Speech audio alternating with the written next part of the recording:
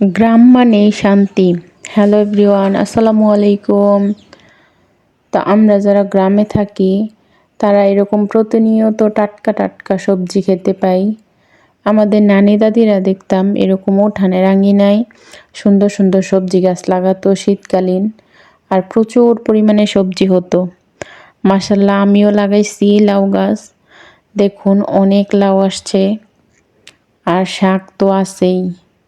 তো আমরা যারা গ্রামে থাকি আমাদের আসলে এটাই শান্তি, মানে আমরা উঠানের আঙিনায় অনেক কিছু করে খাইতে পারি। আমার ছোট্ট একটা বড়ই গাছ দেখেন ছাদের উপরে, মাশাল্লাহ কতগুলো বড়ই আসছে, আল্লাহর নিয়ামত, আলহামদুলিল্লাহ। তা আমরা যারা শহরে থাকি তারা কিন্তু এরকম, এই যে আমার মতো ছাদে এরকম হাঁস মুরগি পালন করতে পারেন। আমি কিন্তু গ্রামে থাকি যদিও, তারপরও কিন্তু ছাদে আমি পালিয়ে যে আমার ছেলে দেখেন হাঁসকে খাবার দিতেছে গাছের পাতা ছিঁড়ে। তো চলে আসলাম দুপুরে রান্না বান্না। তো এই যে টাটকা টাটকা লাউ পেরে নিছিলাম, সেগুলো আমি কেটে নিব। আজকে লাউ রান্না করব ডাল দিয়ে, আর ছোট মাছ চচ্চড়ি করব, একদম শর্টকাট, যেহেতু আজকে আমি একাই আছি বাসায়। তো সেই ক্ষেত্রে বেশি একটা রান্না বান্না করব না। তো চলে আসুন রান্নায়। এই তো আমি আগে ডালটা বসায় নিছিলাম, এখন লাউ কেটে দিয়ে দিব আস্তে আস্তে সব উপকরণ।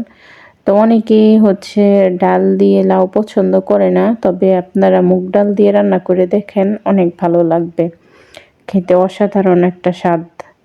সবসময় তো মাছ দিয়ে ট্রাই করি, সবাই একটু ডাল দিয়ে ট্রাই করে দেখেন, অন্যরকম একটা টেস্ট আসবে।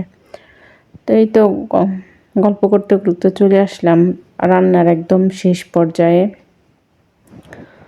তো আমি এখানে সব মশলাগুলো দিয়ে দেওয়ার পরে যে ধনেপাতা দিলাম, লাস্ট হচ্ছে রসুন দিয়ে ফোড়ন দিব।